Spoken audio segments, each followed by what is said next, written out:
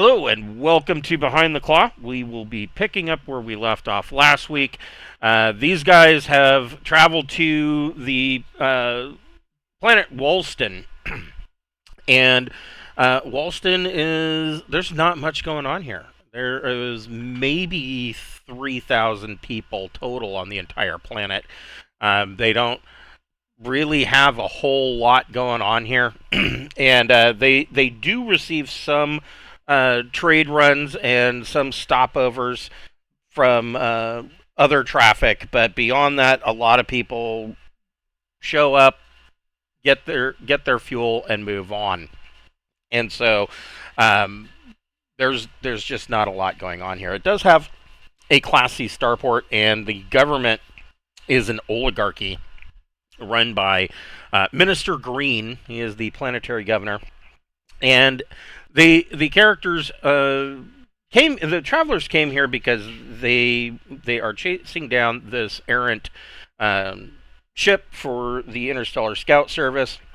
They've been told that if they get this ship, there is a possibility they can either take it on a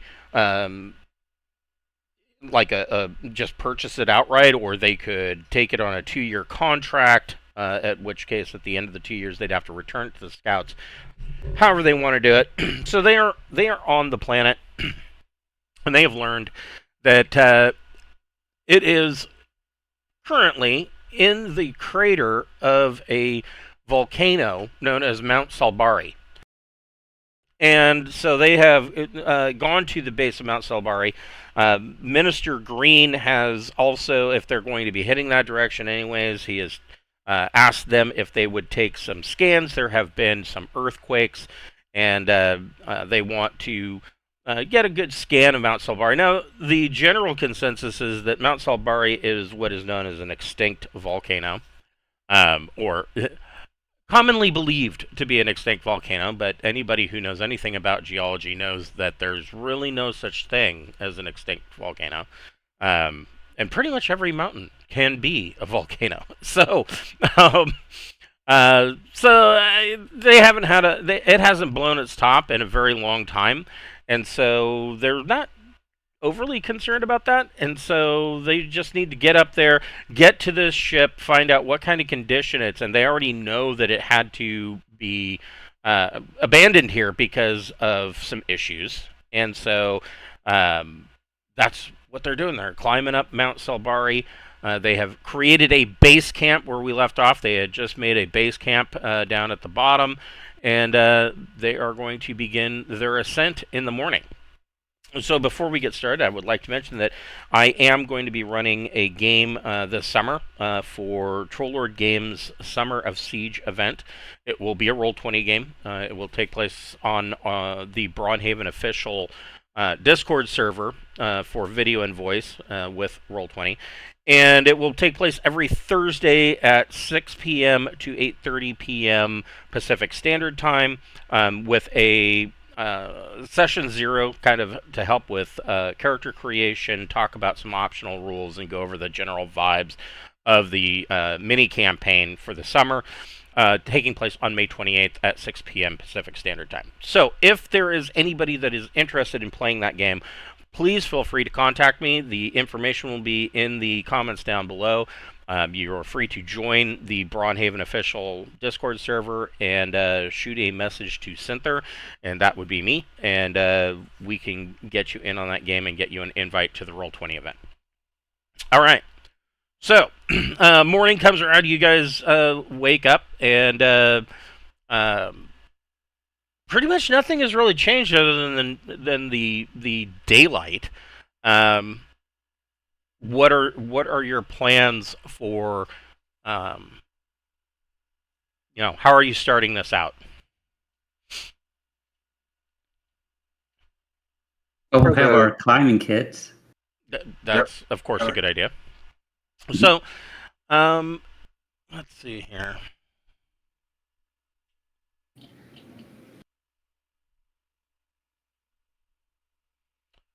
Who's going to be leading the party, or are you all kind of taking that upon yourselves? Which one of you two is more athletic? Well, it's not really an athletics thing. I mean, some of it is, but in this case, you're probably looking at more survival. All right, I think you actually have leadership, don't you? I do have leadership. I do not have survival. Oh, you should do leadership then Yeah. of us. I nominate as captain you to be leader of this away team because I'm an old crippled man who is not the best at climbing, let alone climbing a volcano. So a leadership role is only going to give bonuses out to people. I mean, regardless, you're Well- going to have to make survival checks. Can't Zerzy sit on Clanker's shoulders? Well, Tell yeah. us what to do.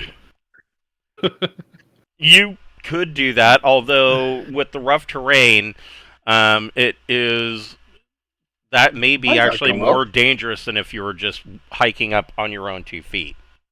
Oh, then maybe not. I know the very basics of survival. Can anyone beat that? I got my basic training from the Marines. Yeah. Yeah, I mean, if What about you, Audrey? even if you have a 0 in survival, that's Yeah. better than taking the -3 hit. Audrey, do you have survival? Audrey is not trained in survival. All right. I will take command of this expedition. Okay, so Sounds good to me. So, who wants to make a leadership role to try to hand out some inspiring? Let me hold on. Let me double check that. Leadership.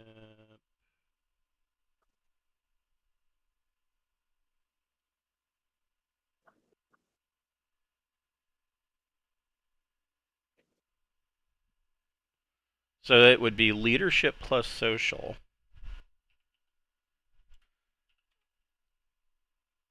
No. And the effect. So it's a. Let's see. Double check this.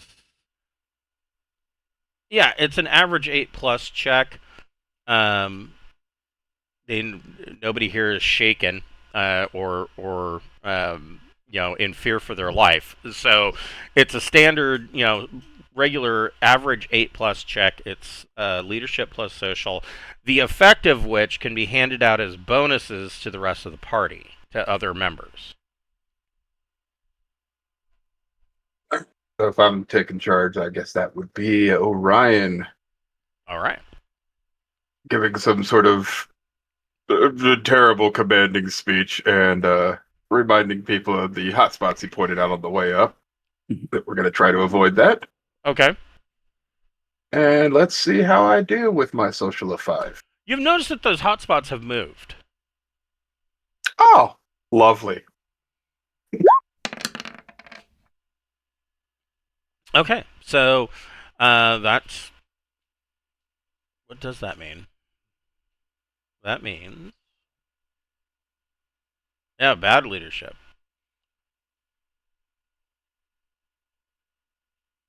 You give okay leadership. I'm used to leading Marines. You guys are not Marines. So you No. guys begin your hike up the mountain with Orion kind of pointing out directions of which way to go. This initial part of the climb basically starts out with steep rocky terrain. You're moving up from the foothills into the actual rocky mountainous region of the Mount Salbarii, right? And so you're seeing steep slopes, tumbled rocks, and unfortunately, because of not necessarily poor leadership, but really Orion is relying on Inexperienced. Well, not even necessarily. You're more experienced than many, but you are not experienced with this particular mountain. Every mountain you go to is going to be generally different, and he has led you through numerous frustrating detours, taking you about 4 hours to ascend 100 meters vertically. um,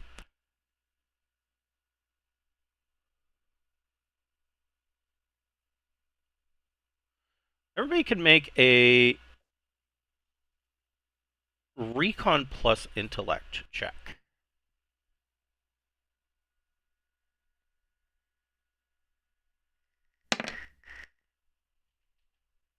Ooh. Guess I'm rolling good on that one. So, yeah, you all did well, except for Audrey. Audrey doesn't really Of notice it. course. Audrey, No, she's admiring the scenery. yes, you're admiring the scenery. Trying not to slip and fall down the mountain. Is probably the focus of your intent. But Orion and Zerzi, and not so Clanker, not so much. I don't think Clanker would. It's not that Clanker doesn't notice it; it's that Clanker, being a robot, in his position for what he knows how to do, doesn't care. But you notice that there is an outcrop of the mountain, that kind of you notice that it kind of, now that you have made it after 4 hours to get up 100 meters, which is an exceedingly long amount of time, you can see that there's an outcropping kind of around the mountain at about 800 to 900 meters, and it just kind of, from what you can see, obviously you can't see around the entire mountain, but it looks like this outcropping goes around the entire mountain. Anybody that would like to?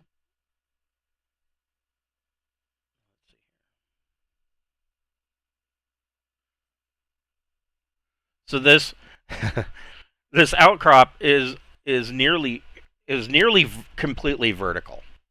So your options here are to try to go the long way around and find an easier way up, or you can begin to attempt to climb up this outcrop. Was the gravity on this planet like Earth's gravity, or was it like the moon's gravity? No, It was still right. it's lighter. Let's see here. Go back over. Oop. Not what I wanted. It was lighter than Earth, but not as light as the moon. It's pretty light. If I remember, let's see. Let me take a look here. If it's really light, I can kind of cheat the system a little bit. You are. Oh, okay. I mean, you are more than welcome to do so. Let's see here. It says 544. So yeah, about 8,000 kilometers in diameter with a surface gravity of 0.45 Gs. So it's like less than half. Earth. Yeah, it's less than half of what Earth is.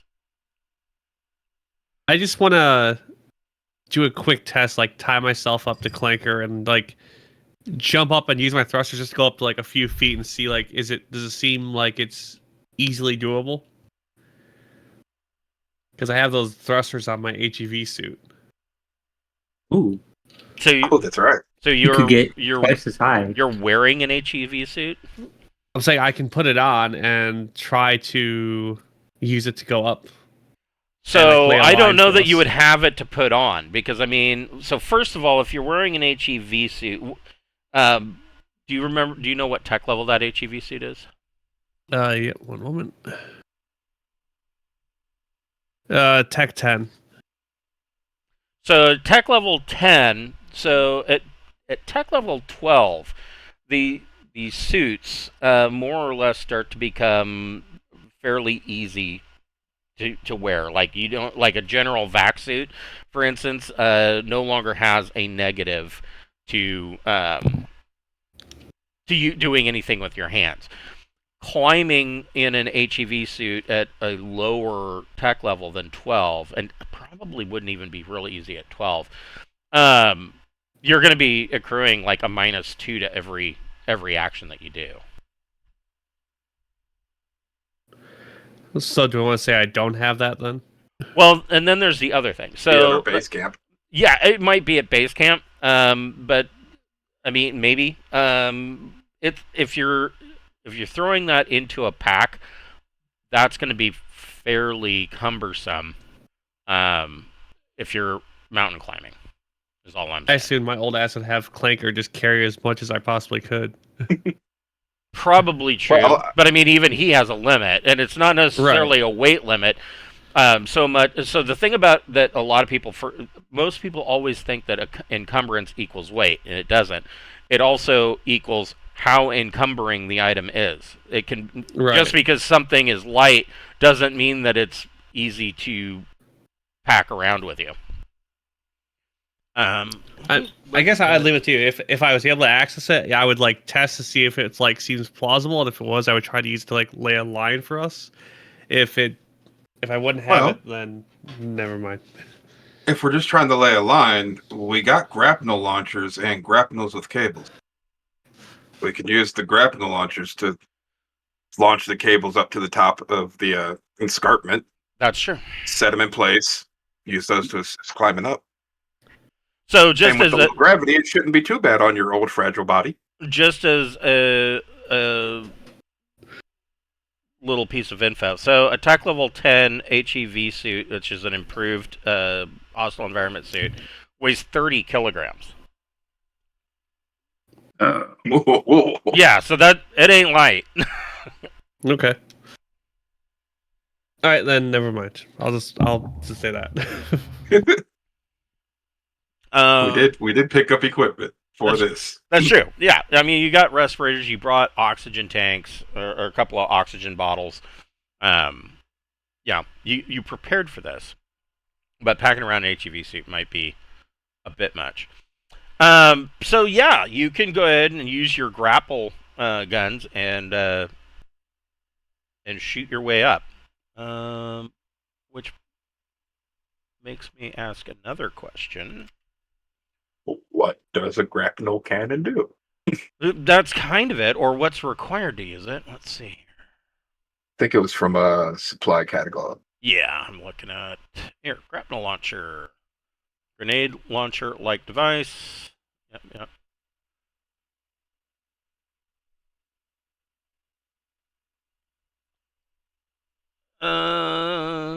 Well, I mean, it says it shoots like a grenade launcher, which technically would be heavy weapons. I don't think that this is a heavy weapon. You can go ahead and make a gun combat slug plus dexterity check.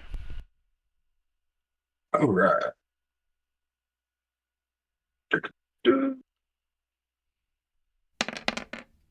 Nice. So you pop off a grapnel. It goes up and gains purchase, and you have this rope coming down that is now sufficiently hooked with the grapple. I mean, it's not. I mean, it's sufficiently hooked. I wouldn't necessarily feel that it is 100% secure. But if one person goes up and then puts a pipe in, yeah, you can then start to secure it, and that way people can climb up and not be at risk of falling off the side of the mountain. Go ahead and give me whoever's going up the rope to secure a python. Go ahead and give me a athletics dex check. Oh, Audrey could do that. She's nimble and probably the lightest of all of us. That's probably true. Have at it. Okay. So then Audrey climbs up the rock there on the line. Oh no. Oh shit. Does the rope give you a boon, maybe? No, not in I mean, this that's- case. I mean, That's it- double oh one. yeah. Never mind. I just looked at it. Ooh. And Audrey falls to her death. Now Mhm. Maybe not that far, but we do have climbers kits, so you'd at least be able to hook onto the rope. Wouldn't fall all the way yeah, down. except that the rope's not attached yet. That's what she was going up to do.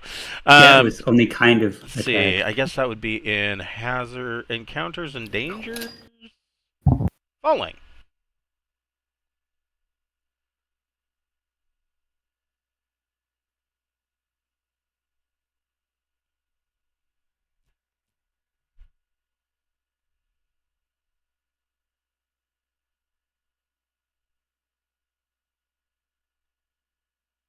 This is like playing Oregon Trail on old computers. yes. You, you have Never died of ford the falling off river. the mountain.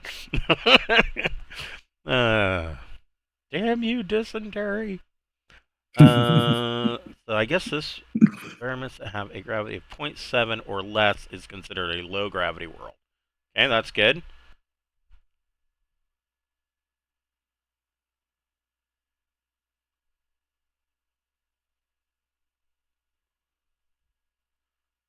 Well, here's something to you.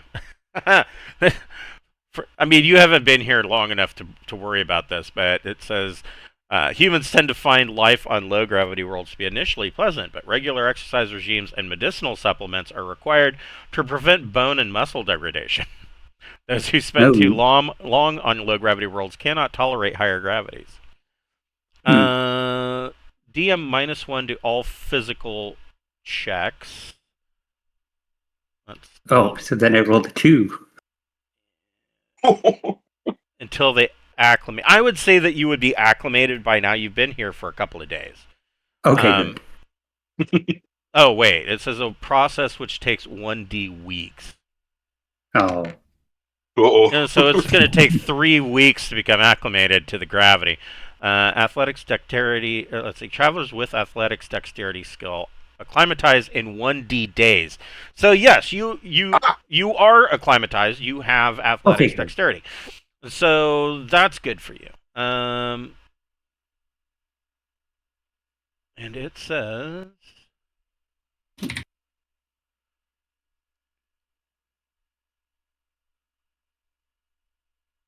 oh no. So we won't wreck on this. There's another. Every time a traveler uses a close combat weapon. Oh, this is 0G. Never mind.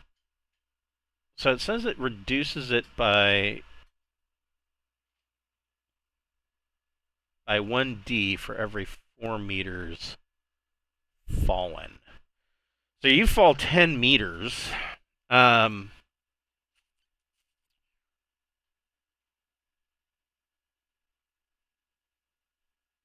it says 1d damage for every 2. Oh boy. That would be 5d. 40 damage. There we go. All right.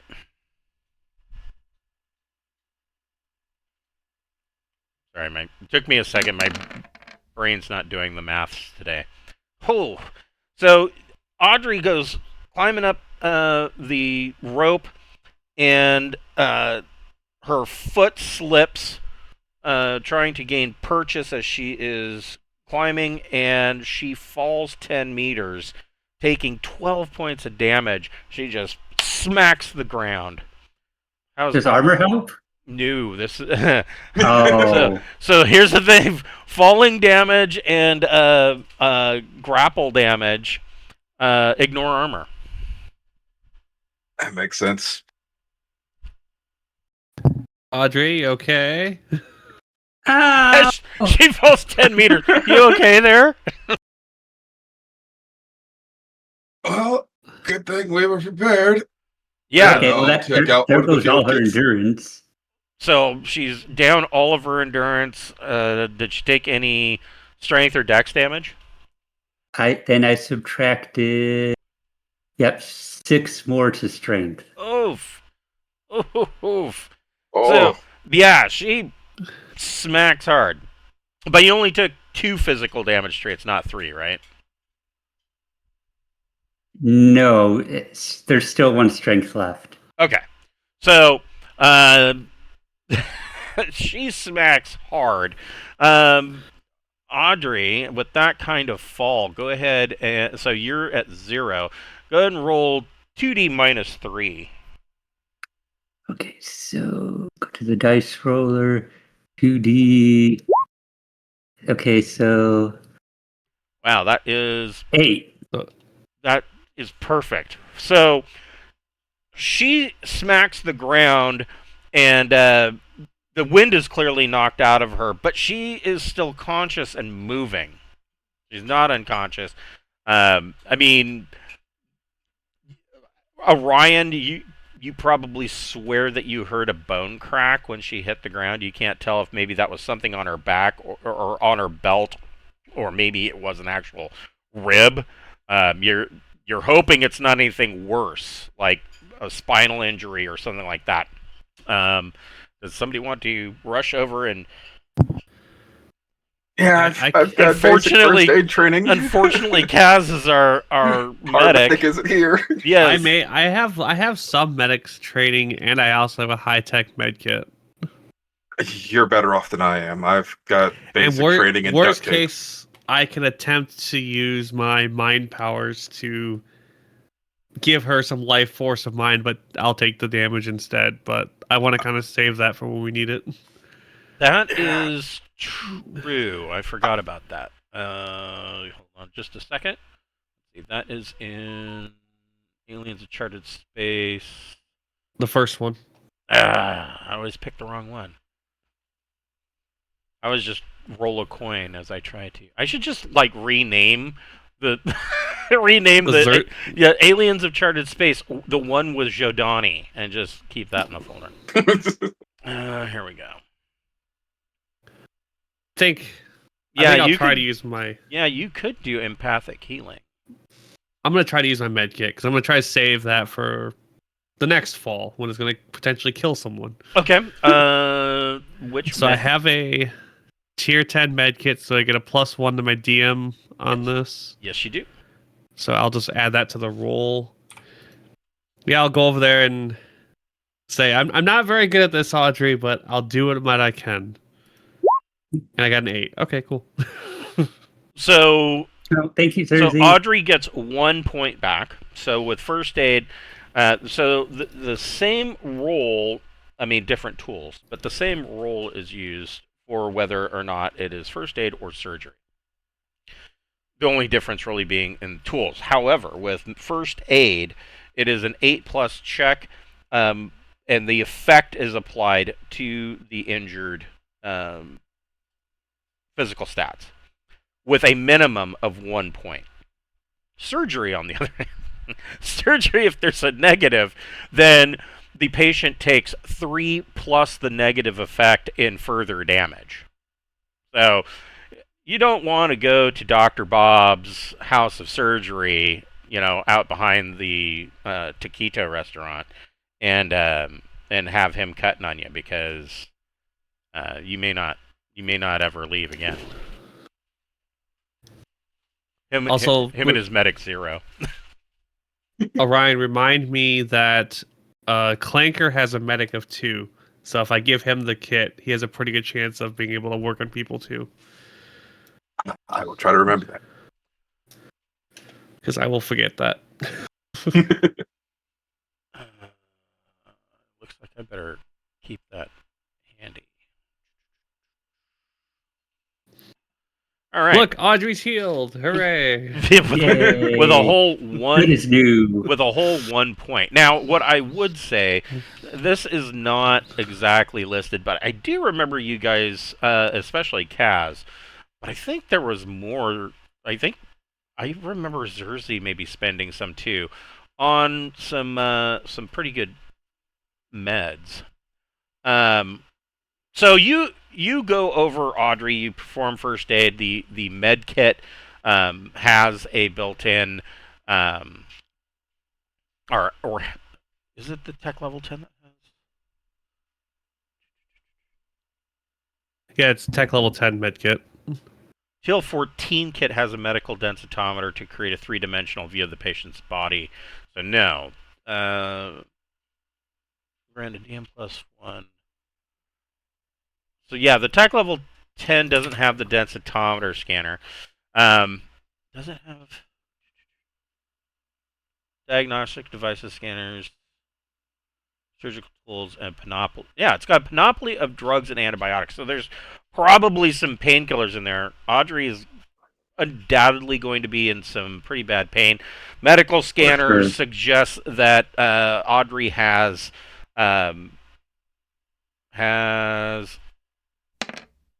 3 broken ribs. Oh dear.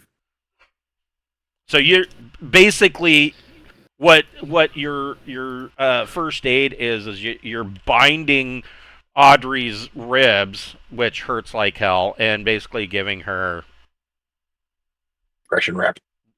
compression wrap and Advil. um, I would think that I mean panoply drugs. I mean you're looking at basic panaceas, wide spectrum. Typical pain drugs. But I mean, they're only going to do what they do, right? Probably not giving her anything, too heavy because you don't want Audrey flying high on Percocet while trying to climb the side of a mountain. I might do it, but I wouldn't recommend it for anybody else. So, what's your plan from here? All right. You could try again. Let me try this time. I'll take my time. Use the climbing gear. I'll take my time to put on the actual climbing gear harness that I think is +1. Yes, that's a good idea. No, +2 because we have a tech level 8 climbing gear. Right. And then I'm gonna take my time to scale the ropes slowly. Okay. That's another +2. And just try to take my time getting up there as slow and careful as I can with the pittance and hammer to really anchor it in. Okay. So I was just looking on here. It does. Wait, what's this?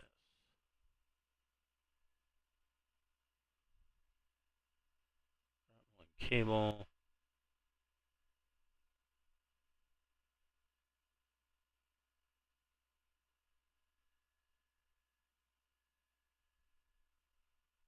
They have a picture of something here, but I don't see the description. Oh, yes. So what you could do, so go ahead and make an athletics dexterity check, or if you don't have athletics dex, just roll 2d plus your dex, and you get to add. Looks like we're looking at +3 total to that. I do have athletics. Ooh, okay, good. 9. Excellent. Luckily for Audrey is that at least these climbing kits come with a helmet. That is a good idea. So you get up the 10 meters and you hammer in a python, and you have now secured the rope so that anybody that climbs up further, they will only fall the 10 meters. Does it? Nope. It just prevents the obvious. So now that that Orion has kind of set the standard, he climbs up the rest of the way, probably about another 90 meters, and every 10 meters putting in another python, and he gets up to the top of this outcropping. And Orion, you can make a recon plus intellect check.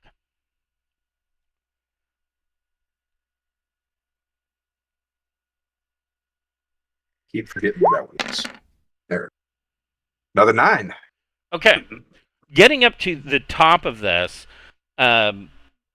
you immediately can see that this outcropping would be. I mean, I don't know if it's obvious, but it looks like um, it was created by volcanic action. Like this was Almost like a debris field from an explosion. right. I mean, it's clearly been here for who knows how long, but it is pure evidence that Mount Salbarii has not been as quiet as it is right now in the past. Gotcha. And hot spots that I spotted previously are still seem to be moving around and shifting. Yeah, mostly you're seeing those hot spots up above you around.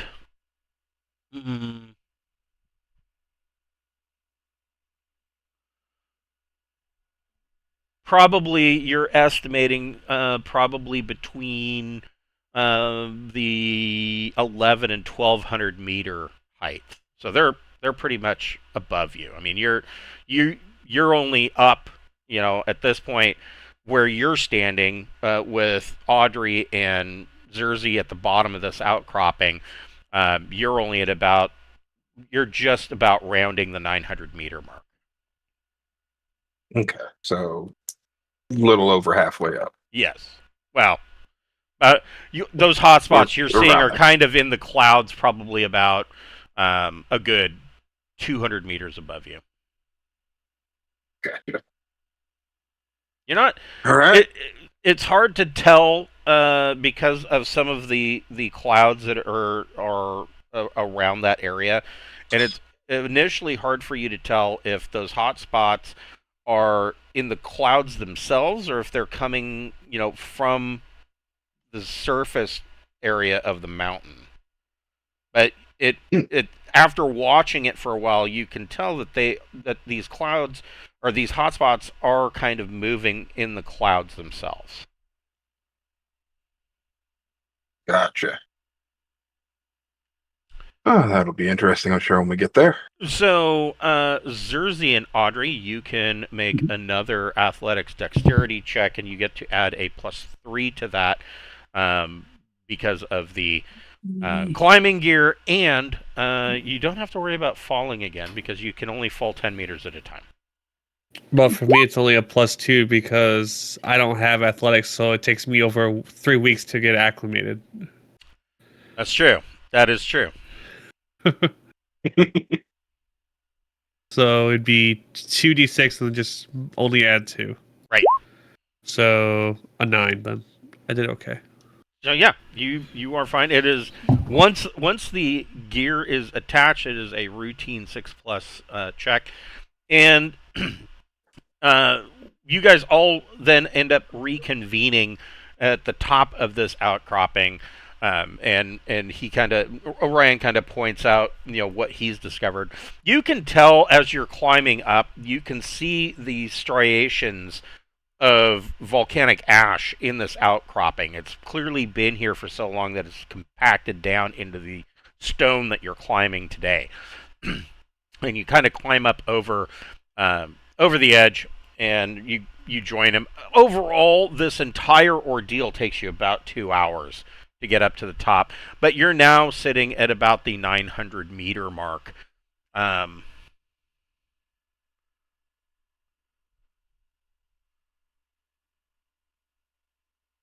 right. Everybody make a recon plus intellect check. Do you want Clanker to make one or no? Yeah, he can make one. Why not?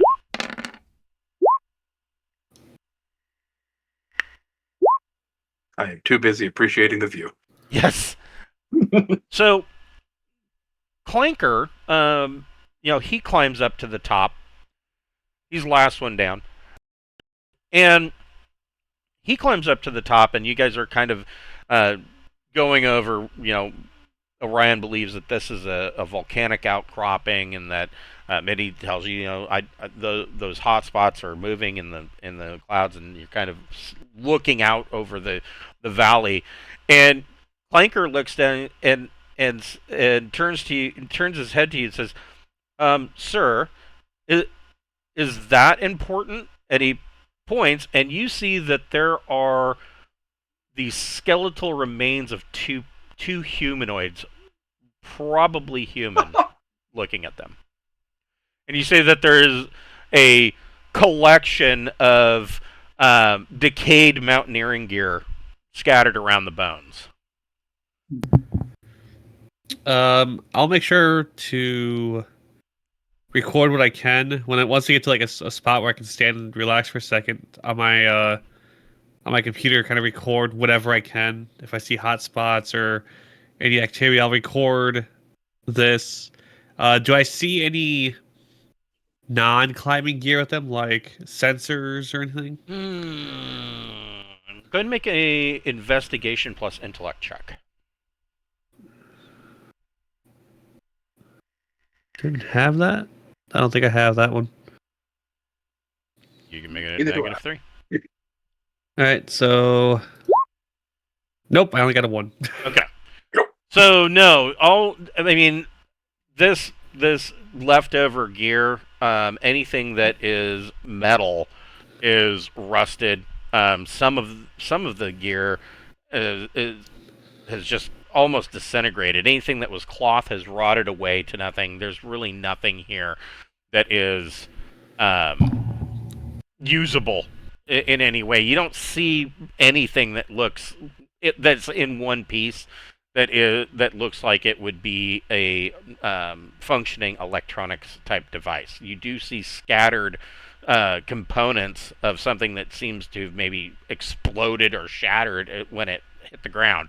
There's pretty obvious signs here of the one of the skeletons is clear signs that they basically did what Audrey just did and fell, and obvious signs of broken bones. Their one leg is like going the wrong direction, and there are several broken ribs.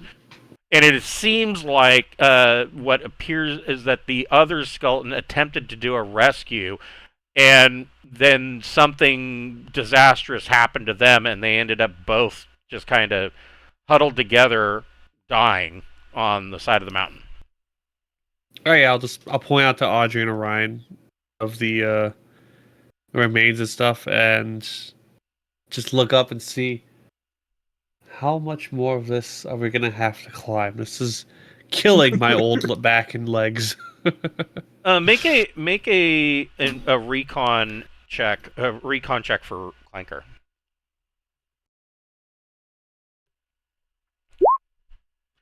13. Clanker brings up. He says that the first he says that in his estimation that the bodies and the gear are probably well over a century old, which tracks with all of the decayed pieces. He also says, though, that the even being over a century old, the bones seem to have been aggressively picked clean. So there's potentially animal of some sort up this high. Or animals. Something that feeds on carrion, at least. It could be vultures. Have we seen any birds during our climb? Or anything flying? There are birds. Most of them are of a smaller variety, but you haven't seen any, birds of prey or anything like that. Okay.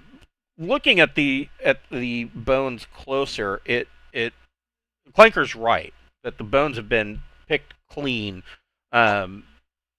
practically down to the marrow.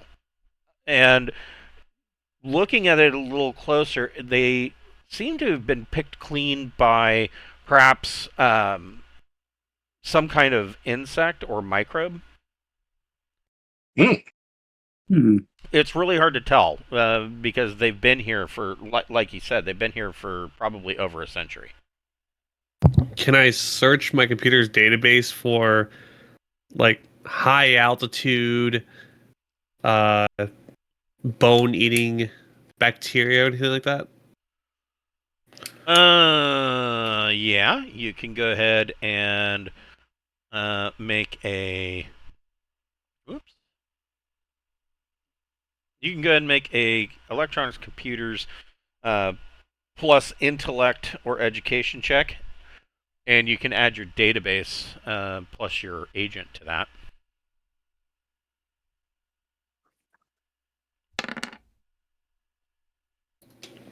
$18. Oh wow.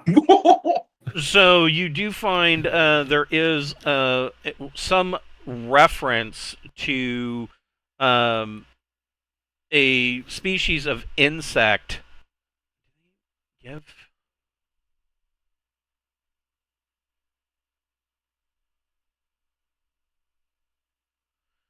There is a species of insect that is a type of or is kind of related to locusts that are carnivorous that have been reported on Walston.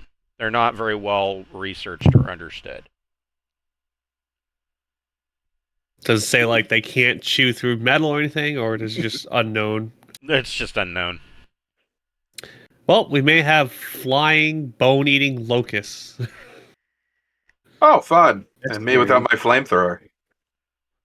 Bone Facts. locust. That sounds like a metal band. Like a Call of Cthulhu scenario. Yes, yes. The meeting of the bone locust. Damn it! Now I'm gonna have to write that. So from here up, seems like the going is a little bit easier. Um,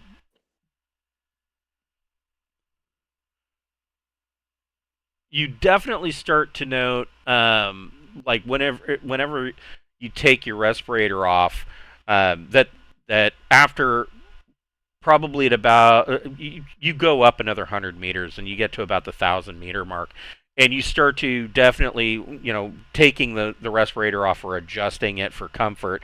You can note that the air is getting thinner up here. Um,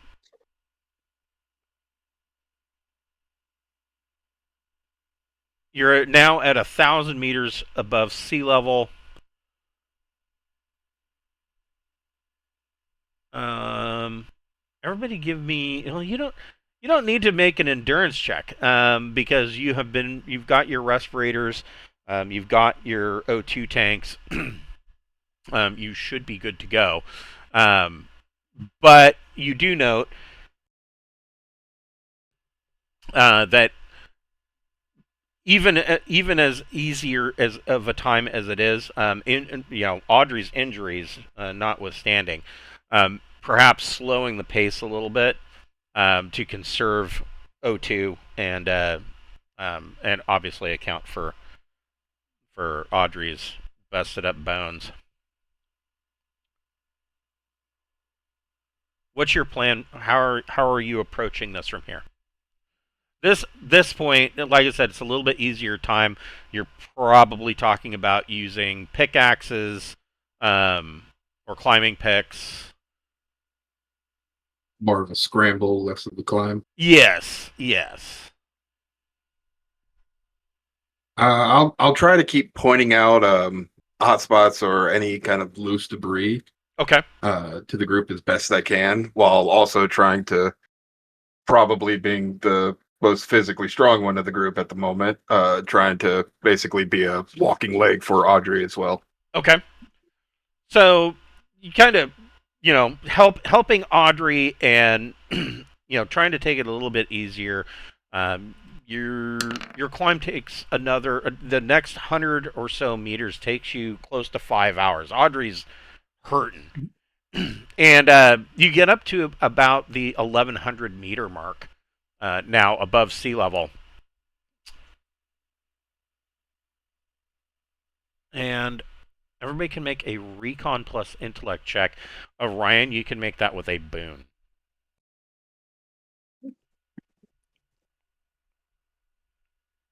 Oh, boom. There we go. I'm not dumb anymore. Oh, apparently I'm blind though. Shit. Okay.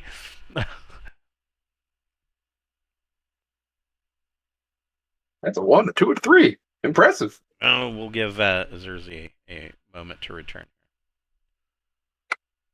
The one thing, so like when I was first learning the second edition Mongoose Traveler rules, I immediately saw that they had the Boon and Bane dice, and I was like, oh, that's like advantage disadvantage. No, it's not.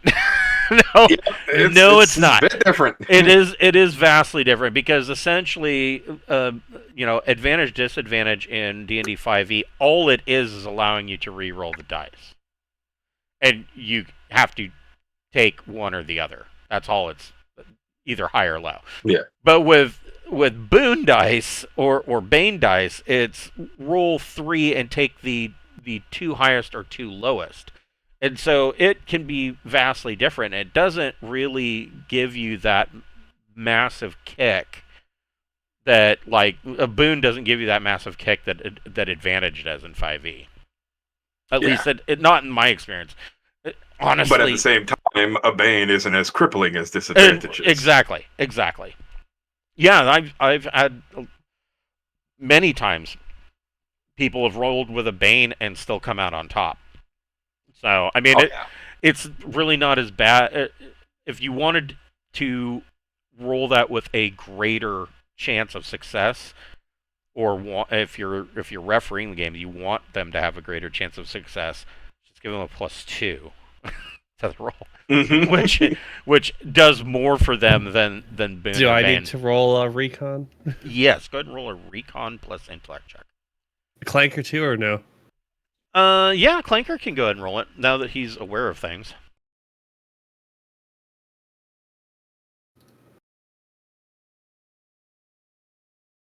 I did shit. Clanker did 12. So, the first thing that all of you notice, now at about the 1100, your vision is significantly reduced due to the cloud line, and it's almost like you're climbing through the cloud layer. I don't know if you've ever been up in the mountains where you actually go through the cloud layer. It's a trip. Like, you get up. It's crazy. Yeah, you get up above that, and you look out the side of your the passenger window of your car, and you're looking at the tops of the clouds. It's trippy. But you're basically in the process of going through that. So essentially, it is this fairly cool, wet fog, as you're climbing through the clouds. Your vision distance has dropped to about 2 meters. And essentially, because everything in this region is kind of wet, all checks are going to be at -2. It's wet, it's damp, some of it's slippery. But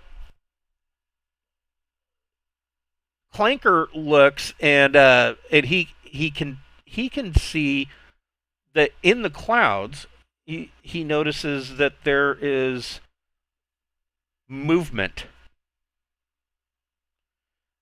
and he points this out to you, and he says sir, I don't see that the movement in these clouds isn't happening 100 feet or 100 meters below us.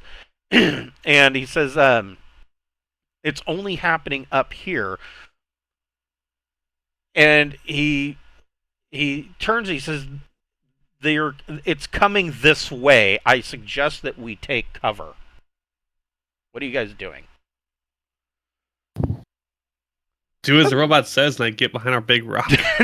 Get behind the rock. Do what the bot says. Help Audrey get behind a rock.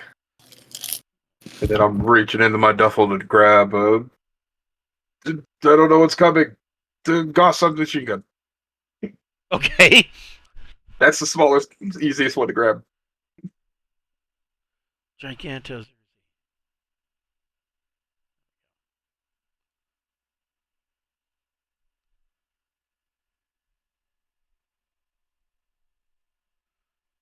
I don't.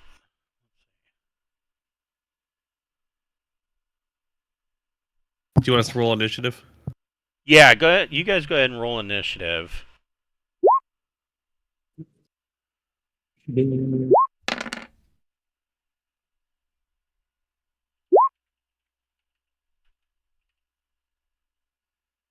at me with the max initiative.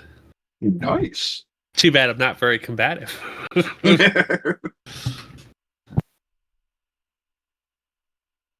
Not too far behind. I could have. Oh, that's because I'm looking at the wrong spot. I was like, I know I did something for this.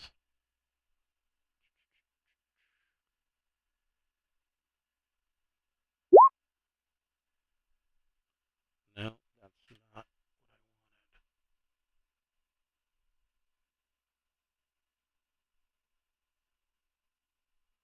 I wanted. Damn it. It's okay, I can do it this way.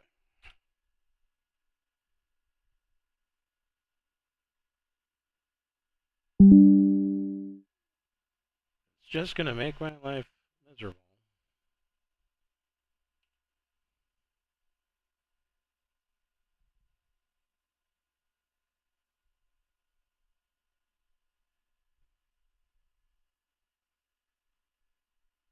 Occasionally, I have found that I will create a token or a handout or something, and I know that it's there, and for whatever reason, it disappears from Roll20, and I have not figured out where exactly it's going, but it is not where I need it. So I'll just do it again.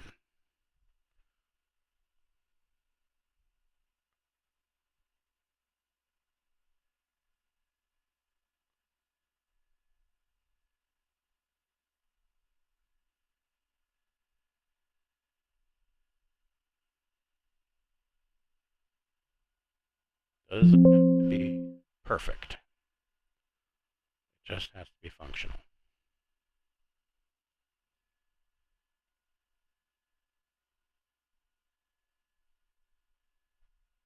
Oh, it is one of those. That's our That power was eating the locust. bones. It's going to eat our bones. Not my bones. I need those. Clanker will be fine. Sounds like an A24. It's an A24 horror movie, Bone Locust. Oh God. Sounds like an asylum film I worked on. These guys. Oh, well, that's.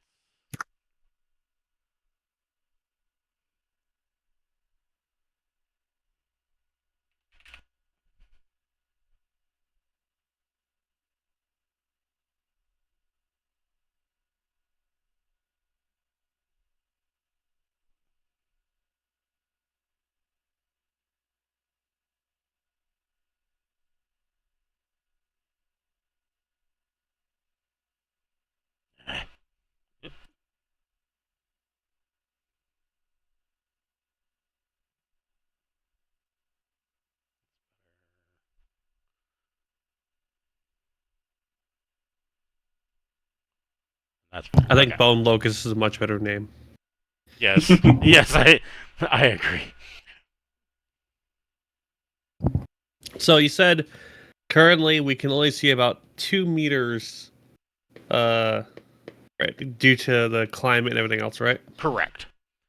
They don't So have anything. All right. Whole terrifying 4. So.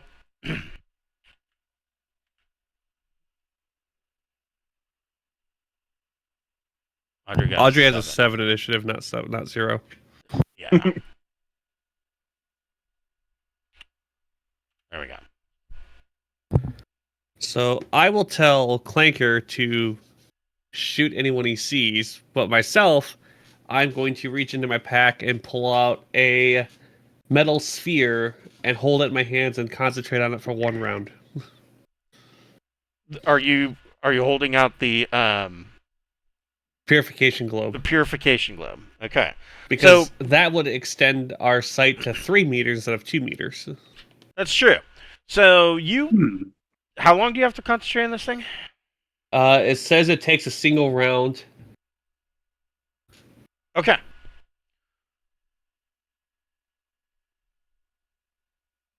That's my turn. Okay.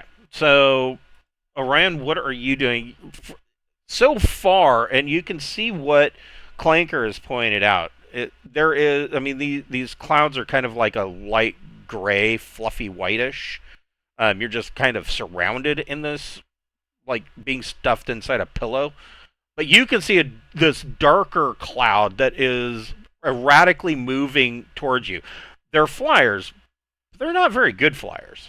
It's kind of zigzagging and kind of partially coming apart and then going back together, but it is moving. Clearly, it is moving towards you. So, what does Orion Right. want to do?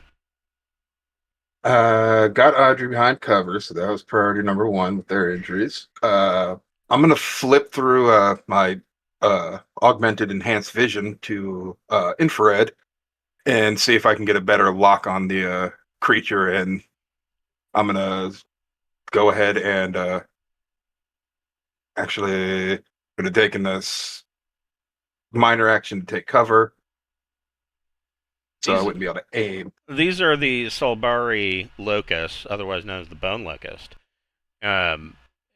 individually, and they're Yeah. small. So hitting them individually, of course, is going to be hard because that's going to be a -4. They're small. They're maybe about the size of your hand, in length, maybe about a little bit bigger around than your thumb, but I wouldn't think that you would have a hard time firing into a cloud of them because when you flip your vision over, you are estimating there's at least 100 of them in this cloud. Okay. I'm just gonna call over to Audrey next to me. My Gauss rifle is in the bag. Feel free. And I will switch this Gauss submachine gun to full auto, and I will unleash a volley into the swarm. Okay, so what's the auto setting on the Gauss Auto setting? 4. Auto 4. So go ahead and give me 4 attack rolls. Good lord.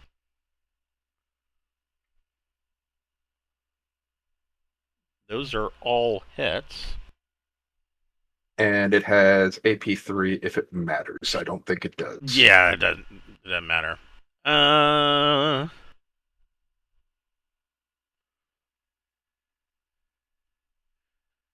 ahead and roll 4D. 4D. Okay, coming up.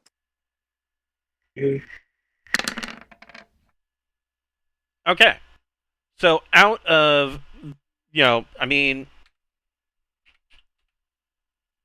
you fire into the cloud and you can see, that in some cases you can see parts of the cloud of the swarm kind of break up and then come back together, and some of them drop out, like just plummet to the ground, or in some cases they just vaporize. They're just gone. I mean, they have one hit, and 18 damage is not going to leave pretty much anything left. But this swarm is still coming. Audrey, what are you I doing? think that's going to be it for me. Yep. All right. Well, then Audrey takes that rifle out of the bag and fires it at the locust swarm. Okay, go for it. And that's a Gauss sniper rifle? It's the Gauss rifle, not the Okay, sniper just rifle. standard rifle. Are you single shot, burst, or full rock and roll? Full auto. Okay, go ahead and give me Auto 3. auto 3. So go ahead and give me 3 gun combat slug plus dex checks. Okay. Gun combat. Gun combat. Gun combat. Wow. So Audrey does the same thing that Orion just did. I mean, she doesn't, from what you can tell, she doesn't miss. I mean, this is a swarm of insects. It's just it doesn't seem to affect them in any way. Swarms. Yeah, swarms. just out of curiosity, looking through encounters.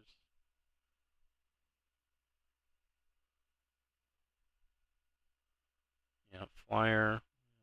Yep. Small. Yep. Interesting.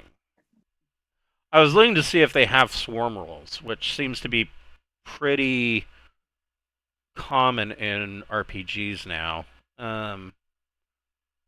There's actually more here, though. Animal encounters. New animal traits. Nope.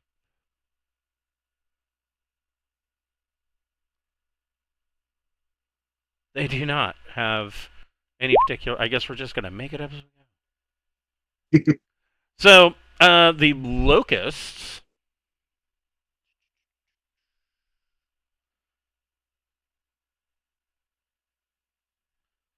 are going. There's enough of them to gnaw on each and every one of you. So,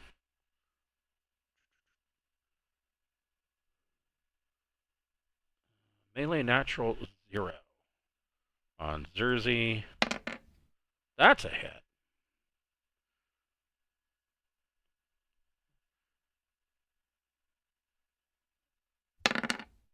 Zerzy takes 6 points of damage. And it goes to endurance first, right? Correct. From getting gnawed on. Audrey. The swarm kind of goes around you. Evidently, they were going for the tastier meal of Zerzy. That's why mosquitoes are with me. And Orion. Same. They all just went straight for Zerzy, but you are now like engulfed in this cloud of they're on you. You have these locusts on you. They're in your hair. Zerzy so far is the only one that's been chowed on, but it's only a matter of time before they start to bite. Clanker needs to give me a recon plus intellect check. Okay. Or recon check, rather. He's a bot. 10. Perfect. Clanker spots in the hazy, atmosphere, sees what looks to be a cave. And he points it out to you. What did you want Clanker to do? I'd have Clanker kind of point out the cave. Is he able to dual wield his stoolies and just fire them? He can. In fact...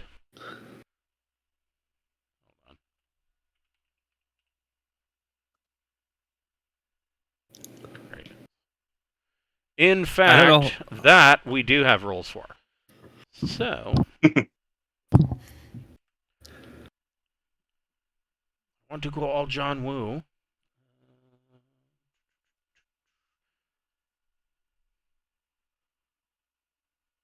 fact, I think you're the first player in all of my games who have actually wanted to do dual wield. Dual wield. Yeah, I dual mean, weapons. it's a swarm of 100 things. We've killed like a handful. Why not? So, under some circumstances, a referee may allow a traveler to use 2 weapons at the same time. These have to be weapons that can be reasonably used in a single hand each, such as 2 blades, 2 pistols, or a blade and a pistol. If a traveler is using 2 weapons at the same time, they may attack with both in the same combat round. However, they may not aim with either and will suffer a -2 to attack rolls for both. This penalty will not apply if the traveler is carrying 2 weapons, but only attacks with one. So he can make 2 gun combat checks for the stoolies. Each one is at -2. Okay, and only gets 1 shot of each one? Correct. Yeah, they are. Okay. They are double action revolt. I think they're double action. I'm assuming. Doesn't say. I'm going to assume that this is a double action. It sure looks like a double action. So I would say that he would get a shot for each. All right, so there's the first one, and there's the second one. So at -2 to each, so 9 and 9 to hit for each one. Yeah, go ahead and roll 2d for me. 4. So Clanker is successful. He turns and he shoots a couple off of Xerxes' shoulder, and then he shoots a couple more off of Audrey's shoulder that are moving up to bite her on the neck. And he shoots off a couple of them. Doesn't do a major amount of damage to this cloud, and he does mention, he says, we should, sir, is advisable to move to the cave. Is he able to move or no? Because he Can. wielded? Yeah, he can. He's got a minor action. Yeah, I'll have him start heading towards the cave. Okay. So he starts clanking up towards the cave, and he let me double check this, but I think he can do this.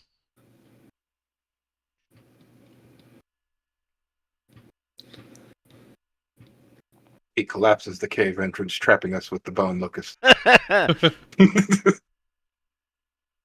He's actually a killbot.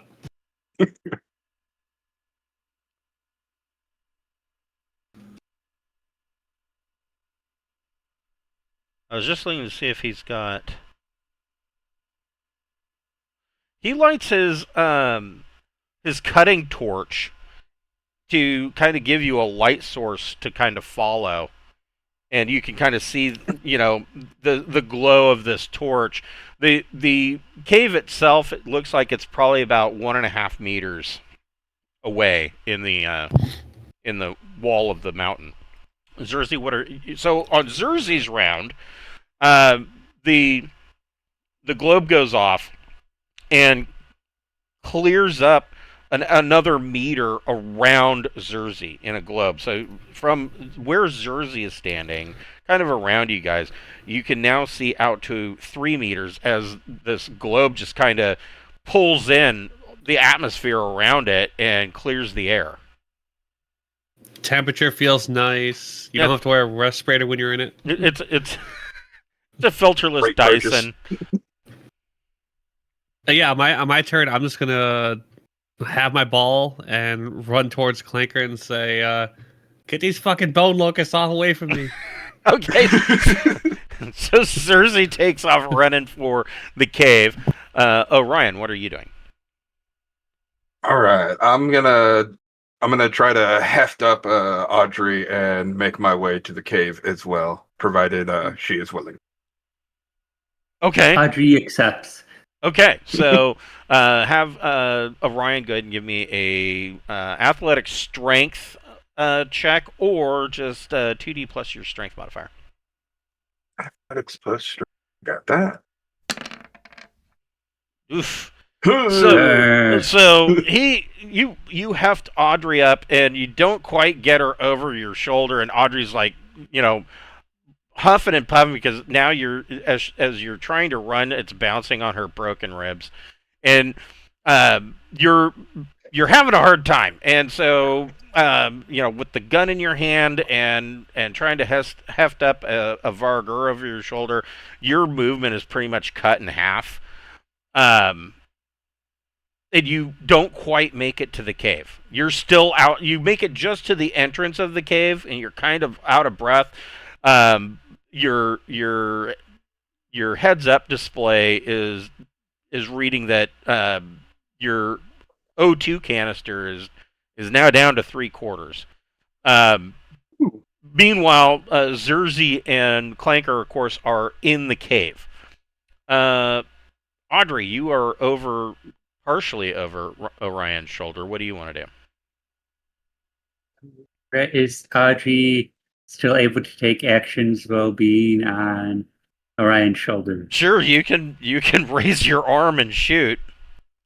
Okay, Audrey fires her gun from on Orion's shoulder. Okay. Go ahead and give me three gun. If you're still going full auto, give me three gun combat plus dexterity. Okay. 3, not great. Oh, so Audrey, like, kind of over Orion's shoulder, pulls the trigger and lights up the swarm coming up behind you, and doesn't hit anything. The Salbarii Locust. Now, of course, Xerxes still has some on him, but they don't seem to be biting him. On Audrey, yes, Audrey takes 5 points of damage from biting locusts, and Orion doesn't get bit. This time it was Audrey getting chewed on. Oh, that gets No. reduced to armor. The biting. Yes, well, I mean, what kind of armor are you wearing? We put on the secret armored trench coats. That's true. That is a good point. So you do have gloves on. Your neck and face would still be exposed, though. And so they're like down in the collar of your coat, and they're on your ears. I mean, they're chewing on you. Okay, well, that's going to make Audrey run out of strength. Okay. Also, so she goes unconscious. She does. Orion, you feel Audrey kind of slump, and drop the Gauss rifle. Clanker,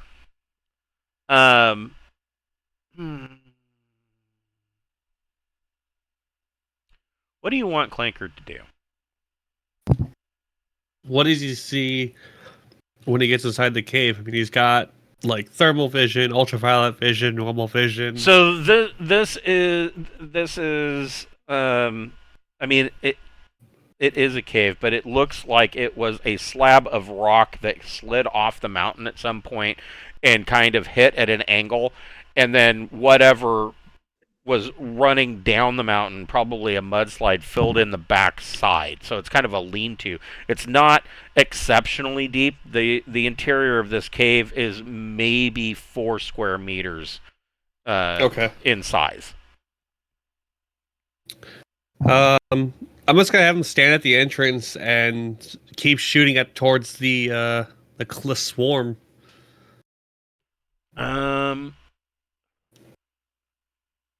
Okay. Yeah, he can go ahead and make another 2 shots at DM -2. So that's only a 7. Both of them miss. Okay. So yeah, he takes another couple of shots, and he says that he makes a comment. He says, "Sir, firearms seem to be ineffectual." I know we don't have anything else. Well, you have your gear. I mean, you guys prepped for this. Yeah, I was looking through that. Oh, I mean, look at the list. I mean, I don't think. I think he. Unless we're talking about making like homemade flamethrowers, maybe. Or homemade Molotovs. Well, even anything Take that an oxygen tank and spark it up and use it as a makeshift flamethrower. even Or anything that grenade. produces smoke should help. So let's see. He put in there 4 Yeah, masks. Basic survival kits. Yeah, basic survival kit. I think would have everything. Fire starting equipment. I would believe so. Yeah.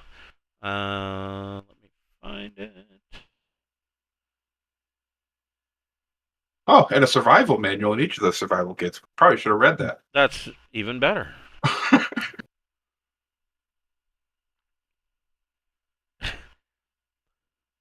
There we go. General survival gear.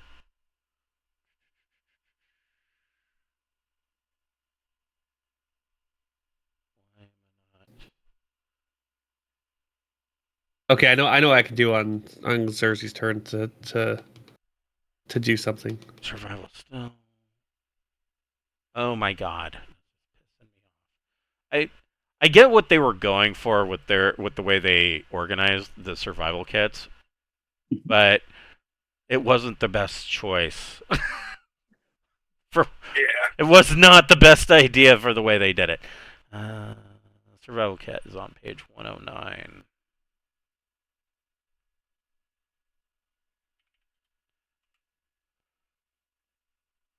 There it is.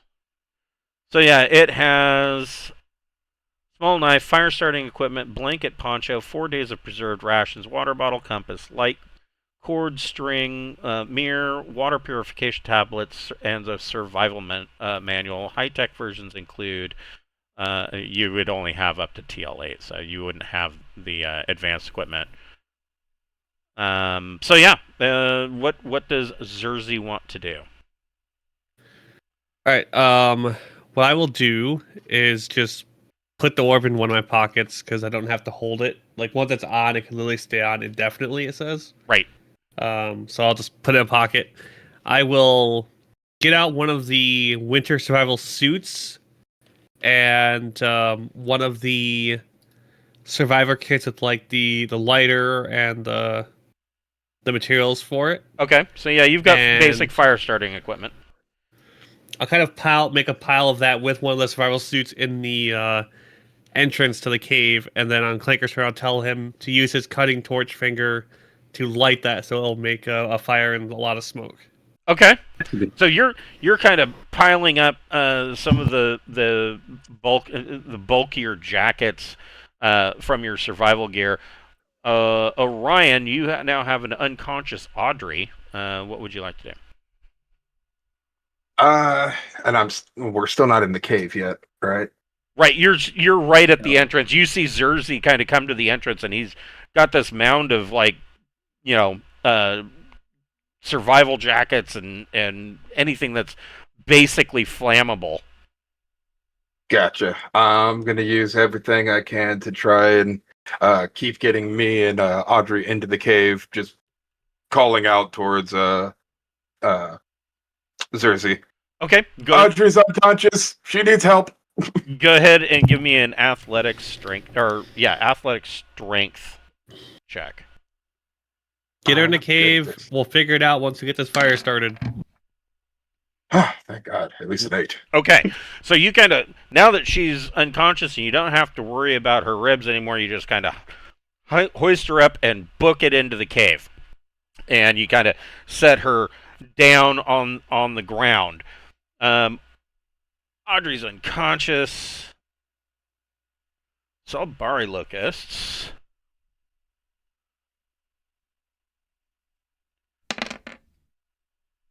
Got some bites on Zerzi for 1 point of damage. On Audrey. No bites on Audrey. And finally, 5. Orion gets it. For 4 points. Right. Yeah, you get bites on your neck they're not like, mosquito bites. They're more like a deer fly where it's taking a chunk out. Oh, I don't know if yep. you've ever been bit by a deer fly. Those yeah. MFers hurt like hell. Yes, they do. And Clanker ignites the pile. And you have this black acrid smoke coming up. Most of the material of these jackets, it's going to be like a mix of Kevlar and probably rayon. So there's, All synthetic. yes, it's mostly Oh, synthetic. There's this acrid black smoke that comes out, and as soon as the smoke starts piling out of the entrance of this cave, the swarm immediately disperses and starts to vacate the area. So you are now inside this cave, and you've got an unconscious Audrey with you. I guess, would me using empathic healing on her wake her up? Like if I took a bunch of her damage? No, it wouldn't Would immediately. it be a medkit thing? It wouldn't immediately, even a med kit wouldn't immediately wake her. Either way, it would give her points back, but she will have to make an endurance check to see if she can wake up here. You get to make if you're unconscious, you get to make an endurance check every minute. All right, I'm going to once I tell it's. Are we out of combat then? Would you say? We are out of combat. Yes. I'll say, Orion, I have something that may help. Okay. And I Good, 'cause reluctantly got tape. reach into my bag and pull out this oracle plant chunk that I bought. Because I was only able to get one of them. And if I eat it, it'll give me a +2 to my side checks. Oh, well, my next side check within the next 24 hours. It only adds it for one time. That seems like Well, now's a good time to use When it. I got duct tape. The last person I tried to help bled out. All right, so I will say this is me eating 400 credits worth of Damn plant. you, Hello Kitty medkit. I will give you the 400 credits. So I chowed on the plant Okay. and Make a Jodani plus side check. all right, so go like this. I can't remember which one we were just using. Oh, yeah, it's this one. So Exactly what you it'd be needed. a 10. So this takes 1 minute. So how much And I'm- of her wounds are you transferring to you?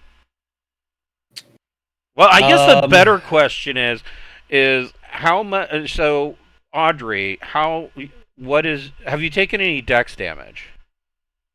Yes. Oh shit! What All is three. your full strength? 7. And what's your full endurance? 6. So there's 13, and then how many dex points have you taken? 2. So a total of 15 points is how far she's down. So I have 2 points of endurance left. I have 3 points of strength, and then I have 6 points of dexterity. Can you transfer the wounds to me? No, they have to be brought to. I'm basically taking her pain, and it's. Yeah. I was going to say if I could take it for you, I'd be more than happy to. What I will do is it's not going to be much, but it's better than nothing. A med kit can still potentially give her 1 additional. I will take 4 points off of her. Okay. Because so that way it leaves me with 1 strength point and 6 dex points for myself. So Audrey, you can put those 4 points anywhere you want.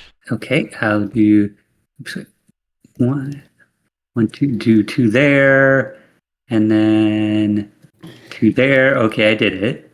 Okay. So Audrey, go ahead and make go ahead and roll 2d plus endurance. Okay, so And I think endurance. let me double check something real quick. Oh. I want to say that it is a routine, but I might be wrong. Dangers, medical treatment.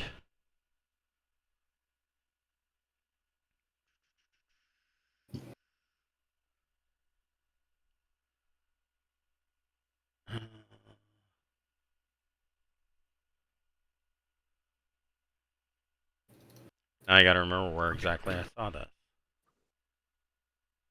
Oh, here it is. Yeah, it is an endurance check after every minute. I guess it doesn't say, so that means it's average 8 plus. But for every minute that you've been unconscious, you get a cumulative DM plus 1 for every previous check that's failed. So go ahead and make a endurance. Yeah, just roll 2d plus your endurance modifier. Endurance? Is your endurance still at 0? Yeah. Yeah, so you're at minus 3. So yeah, Audrey's still out. Orion, now that there are still some of these locusts flopping around, but the ceiling of the cave is also quickly kind of filling with this acrid smoke. If it wasn't for your respirators, you would be having a hard time in here. But these locusts that are left flopping around, they're doing pretty much everything they can to get away from the smoke. They're insects, so they're not entirely brilliant. They're kind of moving towards the back of the cave because at the mouth of the cave is a pile of burning jackets that all this smoke is coming from. So they don't want to move closer to the fire, so they're moving towards kind of the back of the cave. They're still flitting around. You hear the zzz every once in a while as one flies from one corner to the next, but they're not focused on biting you anymore.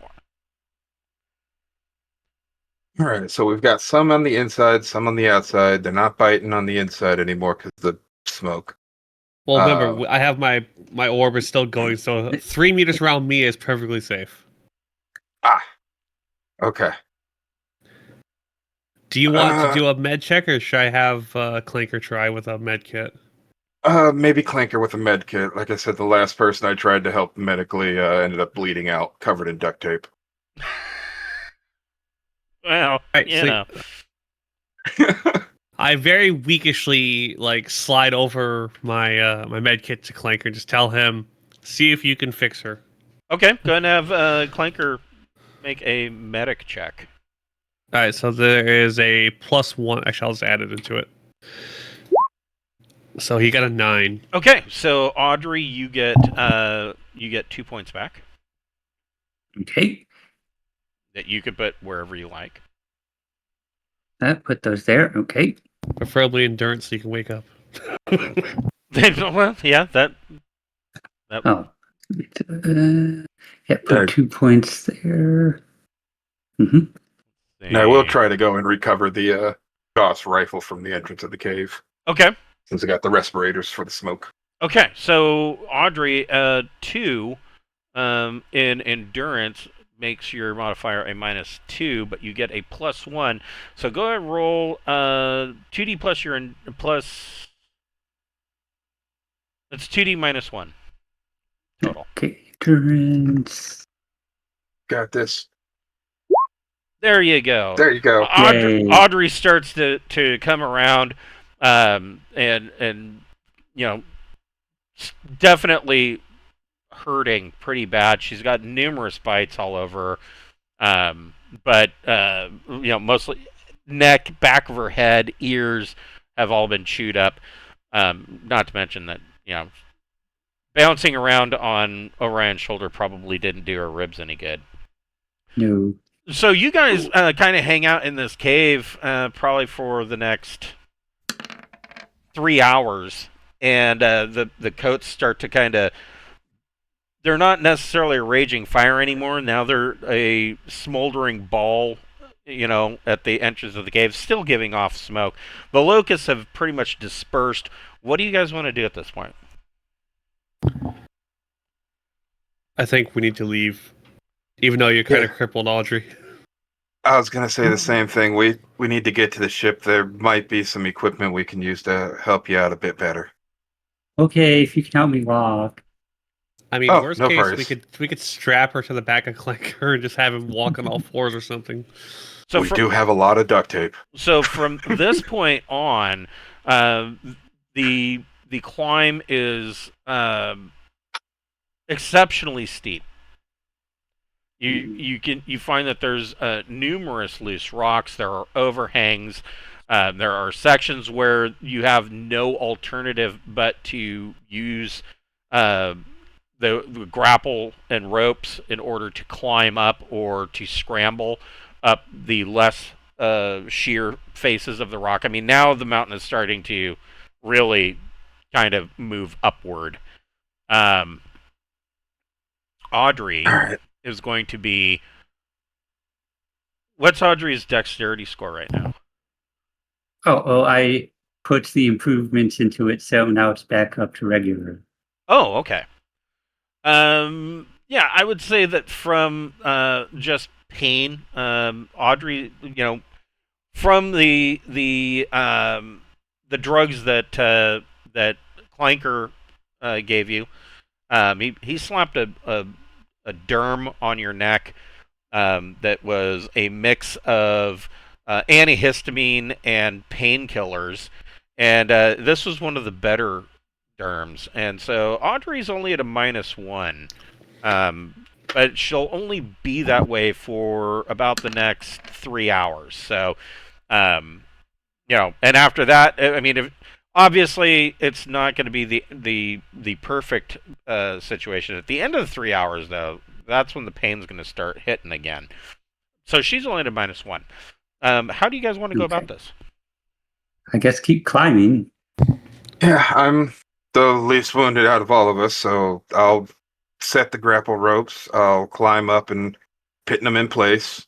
Okay. And we got the climbing harnesses, so I can try. I'll drop a second rope as well, so you can tie that to yourself, Audrey, and I'll try to hoist you up while you climb as well. Yeah, you have a Okay. You as well, Cersei. you have a hoist. Mhm. The Oh, that's right. hoist We got the hoist. the hoist has a where's the weight limit? There it is. 150 kilograms. So yeah, I would think that you'd be able to hoist anybody. You could even hoist up Clanker, I think. Does it tell me how much he weighs? No, but I would imagine he's probably pretty weighty. I would think the hoist would be able to pull up each of them. So, Orion, go ahead and give me a athletics dex check. Or There. 2D plus dex, whichever is better. And again, I'm going to take my time. We Yes, can't afford any more injuries. and you get an additional +3 from the climbing equipment.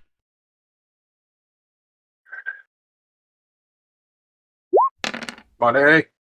There we go, 13. Okay. Yeah. So you scramble up, you set up the pythons once more, and once you get up to the top, you secure the hoist and lower it down, and you are able to much easier get the other 3 back up to where you're at, probably within an hour. And you have now climbed up to the 1,350 meter above sea level point. And this is kind of the last push up. It is nearly a sheer face going up at this point, and from where you're kind of at on a ledge, looking up this sheer mountain rock face. It looks like the top. You can see the top at about 1,400 meters with your enhanced vision, and it looks like it is a sharp edge, and it goes as far as you can see in either direction. Ooh, okay. Well, I don't think we're going to be able to go around this, so one last hoist to the top. Yep. Okay. Onward. Go ahead and give me another athletics dex check +3. You can take your time, bringing that to a +5. All right. 16. Nice. Even So, better. so this climb, being as difficult as it is, it takes you about 2 hours. While the rest of you are kind of down on the ledge, it takes about 2 hours for him to climb up. You're, of course, in contact with your comm dots. And when you get up to the top, you can see that this is actually a sharp edge. And when you kind of get up and over, you realize that this is the other side is the interior of the crater. Ah, the caldera proper. And this is kind of what you would see. So the interior of this crater, there is a large lake that is formed in the middle. And there is an island in the middle of it, and you can clearly see that there is a ship on the island in the middle of the lake. Does it look like a rundown piece of shit like we've heard described? Well, I mean, it's parked in the middle of a volcanic crater, so I mean, from this distance, it'd be hard to tell. I'll take out my sniper rifle with the scope. You can looking through your scope and with your enhanced vision, you can definitely see that it is a A2 hero class far trader. You can also see that around the exterior, and it's hard to make out at this distance, but you can see it looks like there's a bunch of shit on the ground around it, like it could be your first initial thought is that like whoever made camp were slobs. Ah, But at the we knew same that time, already. you don't see anything that looks like survival tents or anything like that. You just see stuff scattered around the exterior of the ship. so slobs and idiots, exactly what we expected. And I'll call out over the comm dot. Good news, bad news. Good news. I think I found our ship. That's good. Bad news is there's not much room up here, and we got to climb down into the caldera, and then we got to swim. There's a lake. It's in the middle on an island. I really hope these people are there because I really want to shoot them now. Hopefully the lake is water and not like hydrochloric acid or anything. Give me a second, and I'll shift my focus back to the lake, and I'll flip through the prism settings of my enhanced vision. Yes, see if I see any toxic gases or acidic water collections. Mount Salbarii is actually a gigantic ancient battery. No, it's just regular water. Okay. Crystal Looks clear, to be normal water. Crystal clear. Like when you look at the water, even at this distance, you can almost see to the bottom. Oh, okay. And of course, by the I'm time not too worried about the swim. At this rate, by the time you've gotten to the top of the mountain, I mean, you probably have another maybe 2 hours of daylight. Oh, I guess Alright. camp in the caldera. So good news. There's plenty of spots that looks like we can camp out before or after the swim. So using the hoist, it takes. Unfortunately, you know, it's as steep as it is. And being as careful as they are, mostly with Audrey's injuries, it takes a good 5 hours for you guys to get hoisted back up. And the inside of the caldera is very bowl shaped. And so getting back down is quite a bit easier than it was getting up into the caldera. And you just kind of, in some places, you just slide down, but you make your way down kind of to the shore of this lake. And so this is the interior map of the caldera.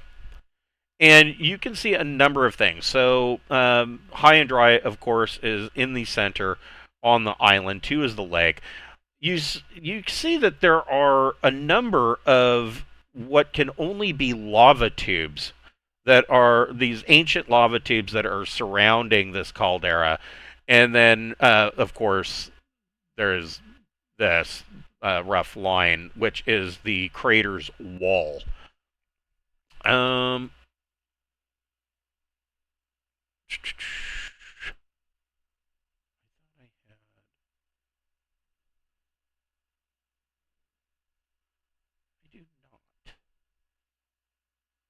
So since Orion is the one that is kind of leading the party, you guys are kind of like right here. Where would you like to make camp? This water is fairly deep, but there is a number of these scrub areas. There are low ground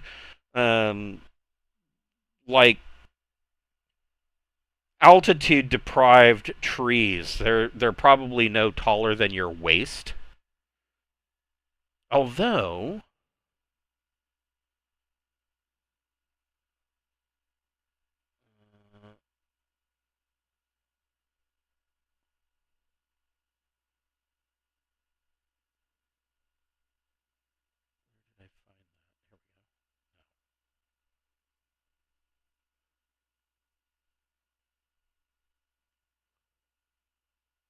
on here.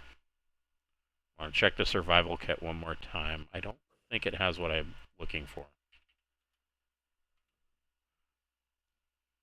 It does not. Out of curiosity. Look over at Kaz's list again. We also have field kits, which have slightly different loadouts. Yeah, what's in the field kit? Bush hat, pants, shirt, warm jerkin, waterproof poncho, blanket, water bottle, belt pack with fire starting equipment, 1 day's worth of almost edible iron rations, and a machete treated as a blade. And at TL6 and above also includes a half dozen chem lights. Okay, so you got. I mean, you can have a rave. You've got glow sticks, Mhm. but you don't have anything. I was looking to see if there was like maybe an inflatable raft or something like that. You don't have any boat to get Yep. across this lake over to this island. So what you guys kind of set up camp for the night, and eat your shitty rations. And what's your plan here? What do you guys? How do you guys want to handle this? Do Not- we? Go ahead. I have a stupid idea. Oh, Okay, I love let's those. hear it. They're the best. Do we have like a shitload of rope? We do have lots of You've rope. got plenty of rope. We've got multiple climbing Would we kits and tons have of rope. enough rope to go from, say, a point to the island? We've got Let's get 10 the ruler 10-meter out. long ropes. So we You- got 100 meters worth of rope. Yeah, and I would imagine that they're probably not too difficult to attach to one another. I mean, Well, there's something I could do. I haven't tried yet. But Here it's we in, go. Okay, it's in well, my it's only repertoire. 250 meters across the water. I can technically carry up to, I think, 10 kilograms. I could try to teleport across after I rest and get Oh. my size skills oh, up. here we go. I'd have to do it naked though. Just don't anybody look at me. This, Well, no, like, Only because Turn of around one I and don't second. have- I can teleport. teleport, but only if nobody sees me.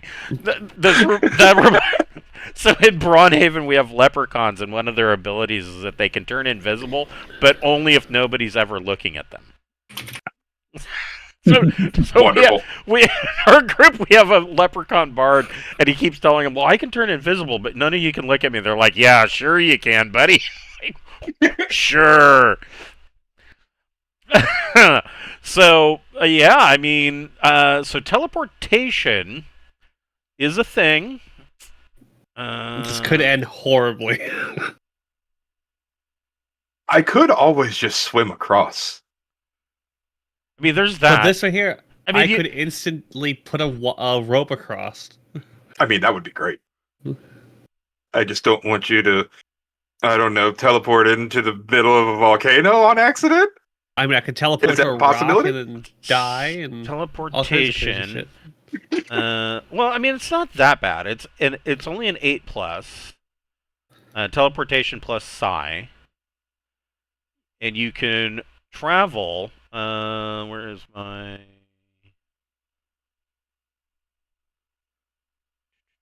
Oh, here we go. Yeah. Distant Ryan, is you could. up to 5 kilometers. So distant is 501 meters to 5 clicks. Now, if let me. Oh, the minimum is 500 meters? So if So you're you have to climb up to the rim of the caldera to teleport to the island? right, so with 10 kilograms of equipment and Okay, I can- clothing, it says but I can- not I can have armor, clothing. it's difficult 10+. And difficult or teleport with clothing but not armor, and up to 500 kilograms of equipment, it's 12+, and costs an additional 4 psi. It costs an additional 2 psi if you are taking 10 kilograms of equipment and clothing. And you don't have to really worry too much about pre-knowledge of the destination. You can see it. And you don't have to worry about energy and momentum because you're standing still. I mean, theoretically, if we're going to really get, nitpicky about the planet is rotating. So Right. Get there's nitpicky, the entire game system breaks. right. If we're going to dig that deep in, no. That's more of a problem if you're teleporting from one ship to another. That's an issue. But I would think that you're on solid ground. I would go ahead. Oh, on planetary surfaces, teleportation is restricted to jumps of no more than very distant ranges. Jumps beyond visual range involve disorientation for a period of 2D minus effect of teleportation check times 10 seconds. So yeah, I mean, this isn't nearly as dangerous as you might think. You're not worrying about changes in altitude. Now, what about heat? I just spawn over there, just catch on fire immediately. It doesn't seem like heat would be an issue either, because there are issues with that. In fact, they make an entire cooling suit for telepaths. Oh, Because of that. But I think that has to do with energy and momentum. Because makes sense. all of that movement is transferred to energy, which causes the telepath to heat up. But this is not. I mean, if you wanted to try teleportation, now is the perfect time to do it. Like Orion Short distance, stationary target. right, and within visual range. And I mean, yes, Orion could swim it. I mean, you've got plenty of these trees. You've got waterproof ponchos. If you wanted to spend the time in the morning, you could fashion together a makeshift raft to float your ass over there. And How both of my much- duffel bags are bivy packs, which are waterproof, so I can put stuff in there. It needs to be kept dry. How often do you get your psi points back? Isn't it like 1 per hour or something? Yes, 1 per hour. Okay, well, it took 5 hours to get to this rim, so I have 8 psi points. There you go. You want to try it? Now would be mean- the time. Or if I roll double ones, please make my character die horribly. Is all I'm saying. Just like teleports on a rock, and it's like Teleports into a So, pool of magma. if you go naked, and you're just taking the end of the rope, or you're taking the end of the rope with you, right? yeah. I would just, if you're going naked and you're just taking the rope with you, that's not taking 10 kilograms of equipment. That would be just a standard average 8+ and cost you 2 psi.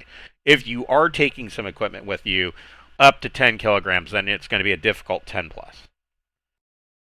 I think just a rope, because if we have a rope across, then we can easily get across. Even that's the easiest way to make a ferry is to have a line across and just pull a boat, a barge across. Yeah, Right. once you get across, you can tie your end of the rope to the landing gear of the ship to secure it. Right. Oh yeah. I'll say, don't look. Everybody don't look at me. Don't look at what? Just strip down and just like, Clanky, you know what to do if I die, and just go, okay. And I kind of focus, and yeah, I'm gonna try to. I see a spot across the river or the lake. I'm just like, I want to teleport to there. I want to teleport to there. You can also, in addition to your roll, you can take your time and get a +2 to that. Sounds perfect, because my guy would be terrified. He's Like, an old Zonani. I've only done this once in training, Yeah. and it was only like 5 meters. No worries, Erzi. If it fails, I'll make sure to delete your browsing history. So yeah, make a teleportation plus psi check. All right, he said I'll get +2 by taking my time. Yes. All right, so here we go. Shit. Ah, With a +2? Oh, shit. Yeah, that's with +2. I So- rolled a 1 and a 3. What? Oh no, it was only with +1, but even still, 6 out of 8 is a fail. Yes. Not as bad as a 5 out of 8. Well, 5 out of 8 's still a. I mean, minus -2 to -5 is just an average failure.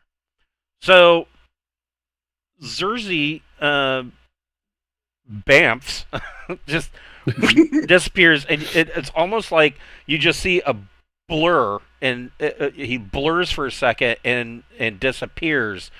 But then you see in the middle, halfway between your camp and the island, you see like a puff of steam come out of the water, and he's flailing around in the water.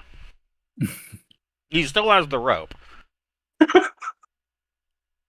You almost made it. You're almost there. You need some help? At least you didn't have mean, to swim the whole way. Technically, I could try again. I mean, I've only at now it's evened out to just a straight up roll. Yeah, you can do on a planetary surface is restricted to jumps of no more than very distant. So yeah, you could do another attempt. I mean, we ballin', I guess, right? So You already did it once. Yeah, so I look at Bobby just like, please, on the shore. At least you don't have to dry off your yeah, clothes. you beat it. That There you go. So you once again you see like the water. So Orion, with your enhanced vision, you see him kind of start to tread water, and he gets that look like he's focusing again, and then there's that blur, and he disappears again, and you see the water seem to fill in a void that was there, like it all goes with him. And Ooh. Xerxes, you appear on the shore, and a bunch of water just drops to the ground around you as soon as you appear. Immediately, the first thing that Xerxes sees is looking around. You can see that the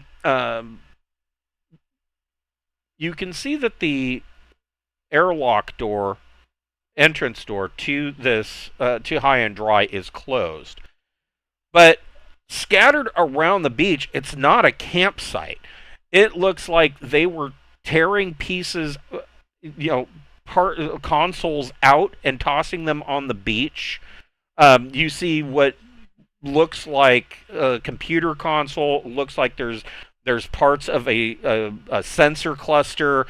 There are ripped open, like they didn't even bother unzipping them. Like duffel bags that have been ripped open, had the contents dumped out of them.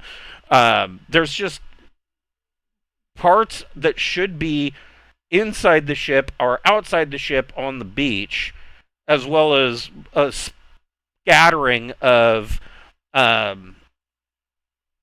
just personal effects, survival equipment, and Xerxes, make a recon plus intellect check. I just let out like a long, exaggerated sigh. 10.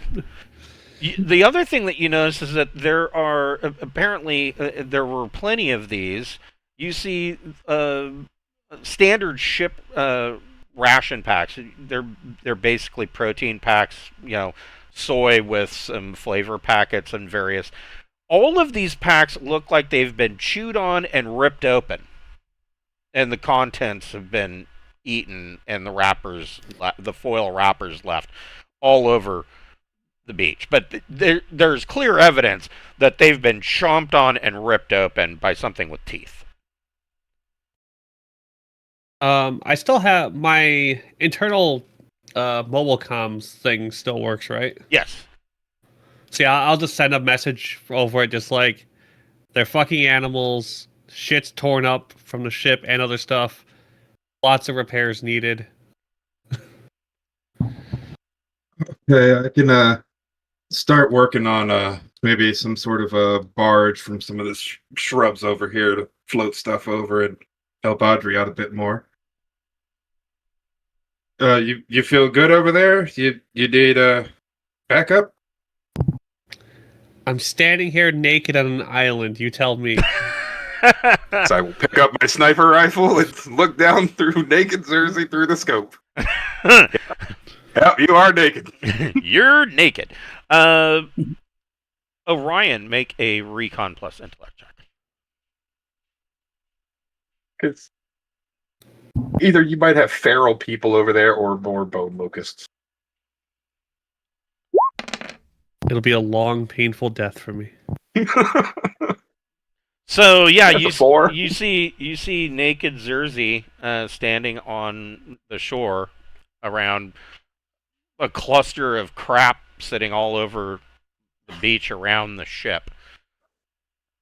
And so you start putting together a makeshift raft to float over there, which takes you probably another good 4 hours. And you guys end up over on the island once everything is all done. Putting the raft together and then floating over probably takes you about 4 hours total. And it's not perfect. Both you and Audrey are wet by the time you get over there, but you're able to keep most of your equipment dry using your bivy bags and whatnot. And you make it over to the island, and you can hear from some of the bushes around in the distance around the ship. You can hear a snap of a twig and like a low growl. Uh-oh. And that's where we'll break for today. Oh, cliffhanger. Yep. Okay, so it's not bone locusts. It's something growling with teeth, or it's a feral crew member.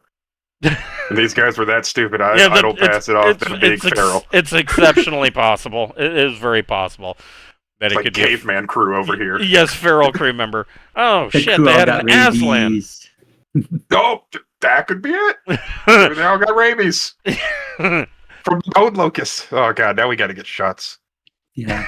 So we will pick this up next Wednesday at 6:00. All right, 7 next week. All right. Have a good night, guys.